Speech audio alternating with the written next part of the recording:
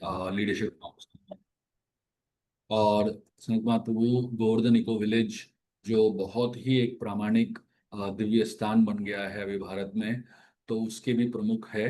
और वहाँ पे बहुत सारे सेवाएं करते हैं और बहुत सारे मार्गदर्शन का कार्य करते हैं। इस्कॉन गोवा के लिए वो एक सूत्रधार के समान है और पिछले करीबन 12 सालों से लगातार हमें मार्गदर्शन करते आए हैं और हमें प्रेरणा देते आए हैं। आइए संत महाप्रभु का स्वागत करते हैं और उनसे दिव्य दृष्टि और कुछ शब्द सुनेंगे जिनसे हमें हमारे भक्ति में प्रेरणा और मार्ग मिलेगा। बहुत बहुत धन्यवाद। हरे कृष्ण।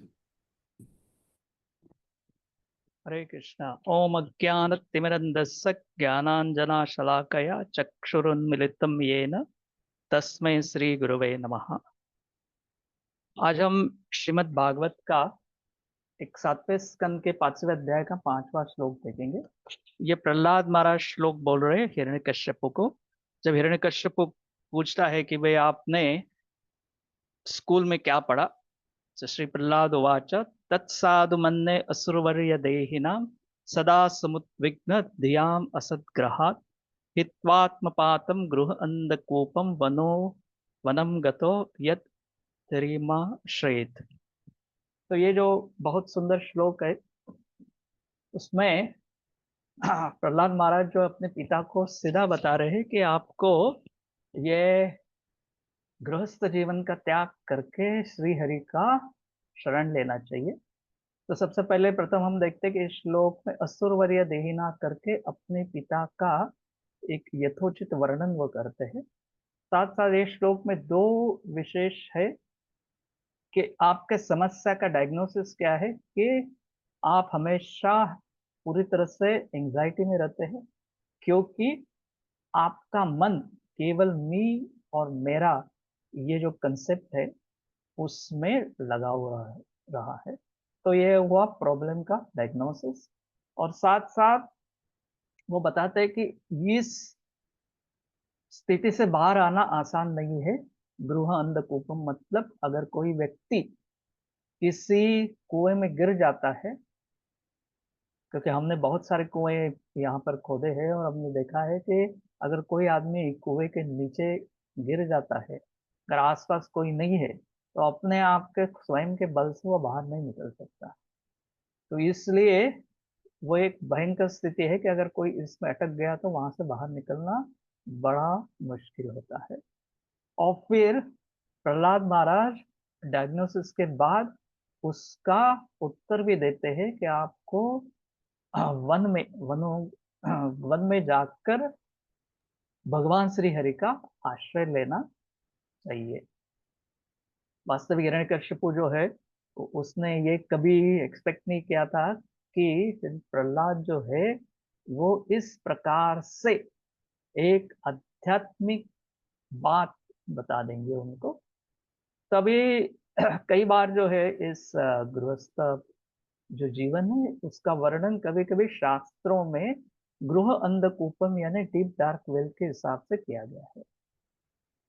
तो इसका मतलब क्या है, कि इसका मतलब है केवल आई एंड माइंड, ये जो कंसेप्ट है कि सीमित विचार सरणी, केवल मैं मेरा और मेरे परिवार का ही सोचता हूँ, तो गृहस्थाश्रम का अपना जो घर है वो अंधकूप के समान होता है, ऐसे शास्त्र का विधान है। तो व्यक्ति क्या सोचता रहता है कि ये मेरा घर है, ये मेरी पत्नी है, ये मेरे बच्चे हैं, ये मेरे रिश्तेदार है, ये मेरे दोस्त है। इस प्रकार से वो केवल अपने और अपने परिवार के जनों में ही सोचते रहता है और अन्य कोई सोचता नहीं है। तो उसमें शास्त्र में बहुत सारे उदाहरण, जैसे हिरण्यकश्यपु है, तो हिरण्यकश्यपु ने क्या किया, तो सारे देवताओं का अपना दास बना के रखा। हालांकि भगवान ने सृष्टि के संचालन के लिए 33 कोटि देवताओं की निर्मित की, सब लोग मिलकर इस सृष्टि के संचालन करें। हिरण्यकश्यपु जो है केवल अकेला ही प्रमुख बन जाता है। जैसे रावण का उदाहरण हम देखते हैं कि रावण क्या करता है कि जैसे ही उसको तपस्या करने के बाद वरदान प्राप्त होता है। सबसे पहले क्या करता है, जो कुबेर के पास सोने की लंका होती है और पुष्पक विमान होता है, ये अपने लिए छीन लेता है। हालांकि कुंवर ने स्वयं ने तपस्या कर कर ये लंका प्राप्त किया था, और रावण जो है तुरंत जैसे ही शक्तिशाली बन जाता है तो कुबेर को आदेश देता है कि तुम लंका को खाली कर दो। और फिर देवतागण बाकी को कुबेर को बतलाते हैं कि रावण इस समय शक्तिशाली होने के कारण आप उनको लंका और पुष्पक विमान दे दीजिए। कुछ समय बाद स्वयं प्रभु रामचंद्र उनका वध करेंगे। उनका वध का विधान आपके हाथ से नहीं है। इसके बाद में दूसरा उदाहरण आता है महाभारत में धृतराष्ट्र का, जो पहले ही इसमें कहते हैं माम का पांडवाच्य, मतलब मेरे पुत्र और पांडु के पुत्र में क्या किया। तो ये सारे उदाहरण हुए कि मैं और मेरा, और कभी भी वो उस अंधकूप से बाहर नहीं निकल गए। सारा उनका परिवार सब कुछ नष्ट हो गया, मगर इस भावना से वो बाहर नहीं निकल सके। तो इसके लिए बाहर निकलने के लिए वैष्णव कृपा अत्यंत आवश्यक होती है। अगर कोई कुएं में गिर गया है तो जब बाहर का व्यक्ति आता है वो कुछ सीढ़ी लगाता है या कुछ रस्सी देता है, तब भी अंदर का व्यक्ति बाहर निकल सकता है। उसी प्रकार से गुरु जो है हमको ये भावना से निकाल कर व्रज के भावना में लगाते हैं। अभी हम चर्चा करते हैं कि व्रज की भावना क्या होती है। तो व्रज की भावना ऐसे है कि वृंदावन ऐसे स्थान है जहाँ हर व्यक्ति केवल दूसरे के बारे में सोचता है, सेवा के बारे में सोचता है, कृष्ण की सेवा बारे में सोचता है, वैष्णव की सेवा के बारे में सोचता है, और उसके जीवन में प्रायोरिटी है कि भगवान और भक्तों की सेवा करना। और बताया गया है कि जितना अपनी भावना सेल्फलेस यानी स्वहित के विरहित रहता है, उतना हम व्रज की भावना में शामिल हो सकते हैं। तभी कुछ ही दिन में रथ यात्रा आएगी। जैसे अपना जो वैष्णव कैलेंडर है उसमें कुछ कुछ समय के बाद अलग अलग त्योहार आते हैं, कि जिससे हमें एक संधि प्राप्त होता है कि हम भगवान की लीला के बारे में चिंतन करें, भगवान की कथा का गायन करें। तो इस रथ यात्रा का प्रतीक क्या है कि हाँ, भगवान श्री कृष्ण को गोपियां जो है वृंदावन आने के लिए आमंत्रित कर रहे हैं। तो एक बार जब चैतन्य महाप्रभु जगन्नाथपुरी में आ, जगन्नाथ जी के रथ यात्रा में शामिल हुए थे, तो उस समय जगन्नाथ जी के रथ के सामने वो राधा रानी के भाव से कुछ श्लोक का गायन कर रहे थे। तो उस श्लोक का अर्थ ऐसे था कि राधा रानी जो है वो कृष्ण को विनंती कर रही थी कि कृपा करके आप व्रज में आइए।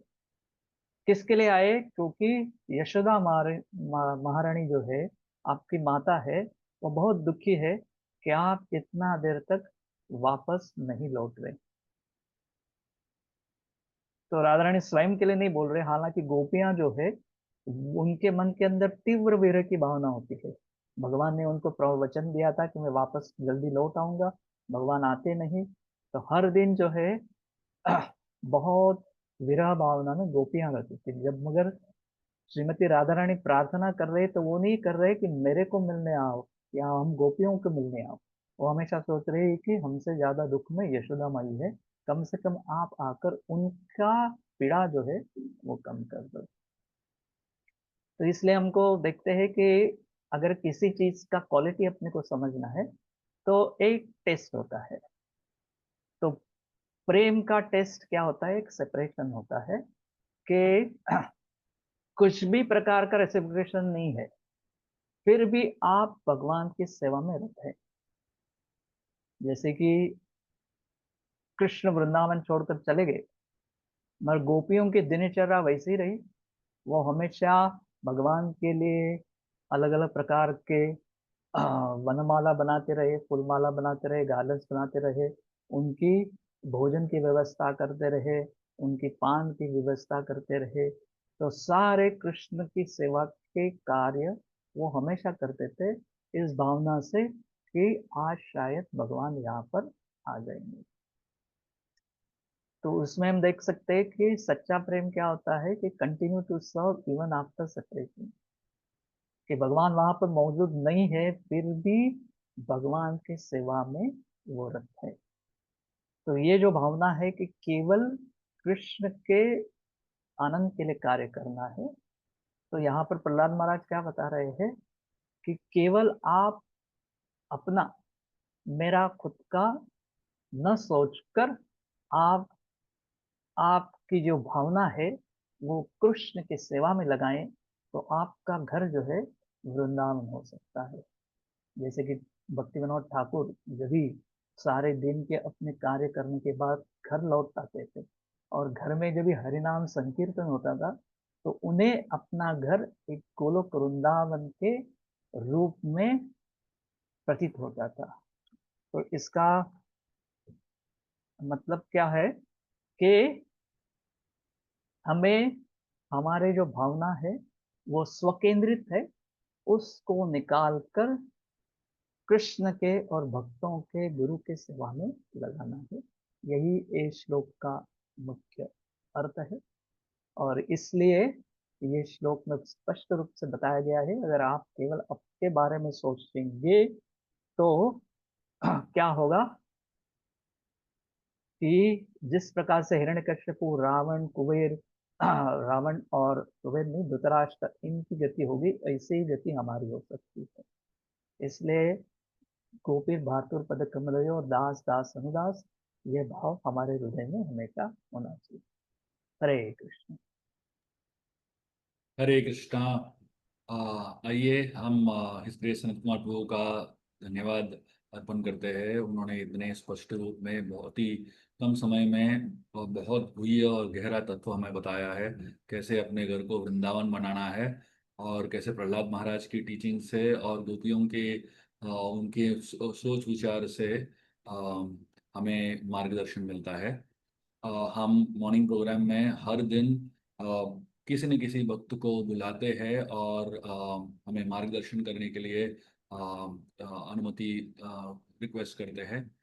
तो ये पहली बार है कि हम कोई इतने सीनियर भक्त को बुलाए हैं।